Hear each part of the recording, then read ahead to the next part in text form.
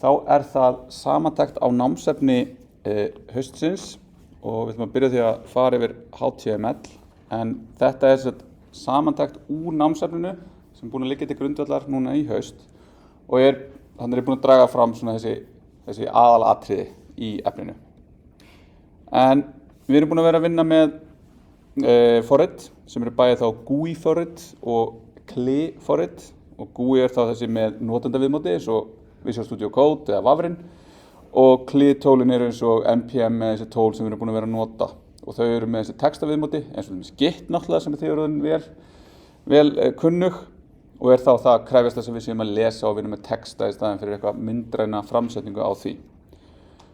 Við erum búin að vinna með stafasett og þá sérlega í UTF-8 og þetta til þess að geta vita hvernig Vafrin og tölvur túlka hvernig textin og það eru margar leiðir til þess.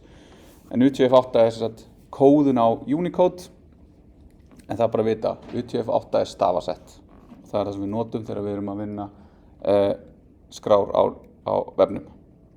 Svo erum við internetið og vefinn og internetið sem þetta alþjóðlega tölvunet og það eru margar tæknir sem nýta sér síðan internetið, til dæmis vefurinn sem þá World Wide Web eða tölvupóstur og sem sagt vefurinn eða World Wide Web aðgengilegur yfir internetið, þannig munurinn þessu tvennu. Og vefurinn byggist á bara vefsíðum sem eru skrifað með HTTP sem sér eitthvað URL sem eru sóttar yfir HTTP. Og HTTP, Hypertext Transfer Protocol, sem eru samskiptareglur sem skilgreina hvernig þetta dreifða kerfi sem ofan á internetinu vinnur saman og leyfir okkur að njóta vefsins. URL Universal Resource Locator og leið til að staðsetja og skilgreina hvernig við sækjum vefsíður yfir HTTP. Þó svo að við getum verið með aðra protokóla en bara HTTP, þá sérlega kannski HTTPS, en við getum líka verið með FTP eða eitthvað annað.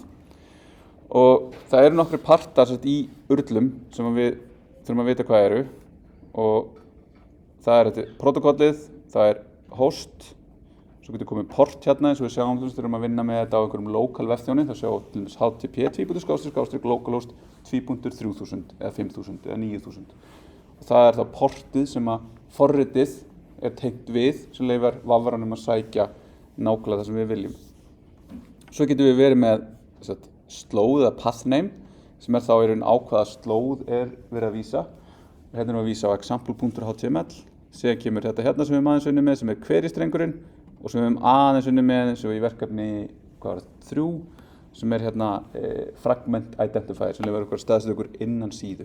Þannig að URLið leyfir okkur að staðsetja á hvaða vefþjón, í hvaða HTML-skjali eða hvar á vefþjónunum með einhverjum breytum í query-streng á alveg niður að það vera eitthvað nákvæmlega á skjalinu. Þannig að þetta bara svona staðsettur hluti og skilgreina hvernig við sækja. Svo það sem við erum búin að vera að gera núna þessi bara frammenda virkni, frammendi á vefforritum og þetta sá partur sem að notendur vefsins sjá og eiga við og byggður upp á HTML, CSS og JavaScript. Backendinn síðan sem við höfum aðeins snert á og þá aðalega núna í verkefni 9 þar sem við vorum að sækja gögn af öðrum vefþjón yfir HTTP yfir vefþjónustu. Og það oft talað full stack fyrir forritara sem eru bæði í fram- og backenda en backendinn samanstendur yfirleitt af einhverjum vefþjón, einhverju forriti sem keyrir á þessum vefþjón og einhverjar gagnageymslu, hvort sem það gagnagrunnur eða bara að lesa skjöl af disk eða eitthvað svoleiðis. Og ef ykkur finnst þetta skemmtilegt, bíðið bara ef þið komið í vefforritin 2, þar fyrir við förum í bakendan, þá fara fyrst hlutinir að vera æsi spennandi. En hypertext og markup language náttúrulega svolítið heimspekilegt hugtak, ef við förum aðeins að grafa ofan í það og á sér mjög langa og skemmtilega sögu. En þetta hugtak einhvern ólínulegan texta, þar sem við lesum ekki bara textan frá fyrstu blaðsíðu til seinustu blaðsíðunnar, heldur getum við hoppað fram og tilbaka í tengdu skjali. Og tengingin þannig að hún samstundis. Þannig að við ítum á link og við fyrir samstundis á annað skjal og getum svo farið fram og tilbaka og gert þetta svo við viljum. Og svo þurfum við að geta ljáð textan sem við erum að birta eða efnið sem við erum að birta einhverju aukinni dýpt og þá kemur HTML inn sem þetta Hypertext Markup Language. Og þetta þá lýsing á skjali sem setningafræðilega aðgreind frá textaskjalsins. Þannig að það þessi semantík, þessi merkingafræði og setningafræðileg. Og við höfum ýmsa staðla sem að segja okkur hvernig þessi tækni sem við erum búin að nota virkar. Og við erum með staðla það hvernig HTML virkar og það þeim staðlega við haldið að W3C og það skilgreind hvernig HTML á að virka og þetta tók svolítið tíma en má rekja alveg aftur til ársins 1994 en við erum núna í dag í svona gullna öld vefsins þar sem allir staðlar og öll framþróun þessu komin í mjög fast horf og við erum að upplifa það að hlutir eru staðlaðir og eru aðgengilegir í vöfrum bara mánuðum eftir í staðinn fyrir á árum eins og var hérna í gamla daga. Meira segja 1993 sem var fyrst kynnt og voru svolítið margar útgáfur hérna í byrjun sem voru svona svolítið skrýtnar. Seinni útgáfur XHTML, HTML5 en í dag tölum við bara HTML sem bara staðallinn sem lifandi staðall sem officially viðhaldið af W3C en þetta lifandi skjal sem í höndum What Working Group og það sem við skoðum aðeins í verkefnum 2 og 3. HTML samanstendur af elementum þar sem hvert element einhver einstakur hluti af vefsíðu og býr til þetta tré sem við erum búin að tala svolítið þar sem hvert element getur annað innihaldið önnur element eða texta og mynda þá þetta tré eða DOM-ið, Document Object Modelið og hvert element táknar einhverja merkingu, hefur merkingafræðilegt gildi. Eins og P, textin halló heimur, element sem skilgreinir setningu með textanöðuna halló heimur. Og þetta verður náttúrulega flóknara þegar við erum að fara að hugsa það hvernig ætlum við að búa til tré þar sem við representa heila vefsíðu með alls konar mismunandi efni. Element eiga sér alltaf að minnstakosti byrjunartag og þau gætu átt sér lokatag eða endatag og þau geta á þessu byrjunartagi átt sér skilgreind attribute og attributin eru þá eitthvað svona nafngildispar eða name value pair sem að breytir eða ljáir elementið einhverjum auka upplýsingum og það eru svona reglur hvernig við viljum skilgreina þau. Við viljum helst viljum hafa gæsalappir, við þurfum þess ekki ef þetta bara svona búlegan gildi, þar sem það bara annarkvort á eða ekki. En það yfirleitt best að skilgreina einhvern svona staðal sem við erum að nota, eins og það nota bara alltaf lágstafi, sama sem merki gæsalakir opnast, gildi og gæsalappir lokast. Merkingafræðin þetta að HTML skjalið okkar inniheldur efnið með elementum sem að tjá merkingu en ekki framsetningu. Þannig að elementin eru valin ekki hvernig þau birtast á skjánum, heldur hvaða merkingu þau veita og framsetningunni stýrum við síðan með CSS. Og þá fáum við hreina skiptingu á milli efnis og útlits. Og það eru mörg element í HTML og þau höfum við snert á sem við höfum bara ekkert notað í haust en það þarf ekki að kunna þetta allt utanað, hvorki þegar maður að vinna sem vefforritari nema þegar maður að fara að taka próf í vefforritum. Þannig að ef það eitthvað, þá alltaf listi yfir það sem þið þurfið að vita og þið þurfið bara að geta skilið hverju þið að beita út frá staðli, út frá lýsingu, út frá samhengi.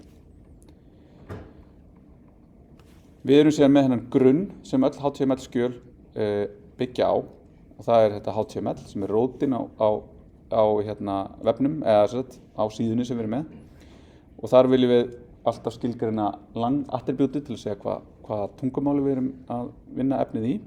Við erum svo með head sem með lýsigögn, til dæmis tengingar við JavaScript eða CSS og við erum með body sem skilgreinir meginmálið. Og þá fáum við þetta minnsta HTML skjal þar sem að þið ættu að geta skilið hverja einustu línu hér og hvað í gangi og af hverju. En síðan tengt urli og þá þegar við erum að vinna með efni og erum að setja upp, þá náttúrulega höfum við lent svolítið í því að vísa í það rétt getur verið svolítið hausverkur. Og þá þessar tvær leiðir sem við höfum, sem þessar afstæðar eða relatív leið og svo þessi nákvæma eða absolutt, og við höfum mest notað þessar relatívu slóðir. Og þetta á við þegar við erum að vísa í myndir, við erum að vísa í aðra vefi eða þegar við erum að vísa með tólum í það hvar á að vera að keyra eða birta efnið okkar frá. Aðgengi svona eitthvað sem við eigum alltaf að hafa í huga og ekki bara þetta að geta að fatla fólk sem notar einhverja lesvélar geti nota vefin okkar, heldur fá við samlegar áhrif, þannig að þetta bara hjálpar öllum að nota vefin okkar á betri máta. Og við getum auðvitað öll orðið fötluð tímabundið, en þegar við erum að vinna með þessu þá eru staðlar sem að koma líka frá W3C og þeir heita WCAG og 2.2 held ég orðin alveg að koma og ég held að þessi byrja að vinna með þessi WCAG 3.0. En þetta svona í grunninn þetta bara accessibility guidelines sem þá í rauninni bara svona eigum við svona ættum við að gera þetta. Þetta mjög svona fer eftir ýmsu verkefni að vinna í aðgengi og þetta eru tilmæli og prinsip sem við ættum að reyna að læra inn á og rifja upp og svona reyna að internalisa, sérstaklega þessi prinsip til þess að gera vefi aðgengilegri. Og þetta eru 3 tegundir sem við getum uppfyllt og þá A minnsta stigið og AA svona það stig sem við ættum að stefna að, eins og til dæmis það nú ekki þannig hérna á Íslandi, en það svona mælst til þess að allir opinberir vefir séu að minnstakosti AA og svo AAA mjög erfitt að ná. Það mjög mikið af auka svona skilyrðum sem þarf að uppfylla sem bara getur kostnaðarsamt og erfitt að útfæra. Svo erum við SEO og það þessi hugmynd Search Engine Optimization sem það að við erum einhvern veginn að meðhöndla efnið okkar þannig að það komi freka fram í leitaniðurstöðum. Og ef þið farið að vinna á einhverjum stað sem að vinna hérna, farið að reyna að búa til verkefni eða vinna fyrir einhverja verslun eða eitthvað svoleiðis, þá verður munið mjög fljótt sogast inn í þennan SEO heim og hann mjög skrítinn. En þetta í grunninn að vera með skipulagt, læsilegt, einstakt efni og nota HTML rétt. Þá þið bara með gott baseline og svo ofan á það, þá þetta að fara að huga því hvaða keyword vill ég koma fram? Já, það keyword í textanum? Já, ok. Það í fyrirsögnunum? Og svo framvegis. Fylgjast með, mæla og kaupa auglýsingar. Þannig að þetta eru þessar fyrstu 2 vikur sem við vorum í kúrsnum með HTML. Einhverjar spurningar áður en við förum í CSS? Drífum okkur stað.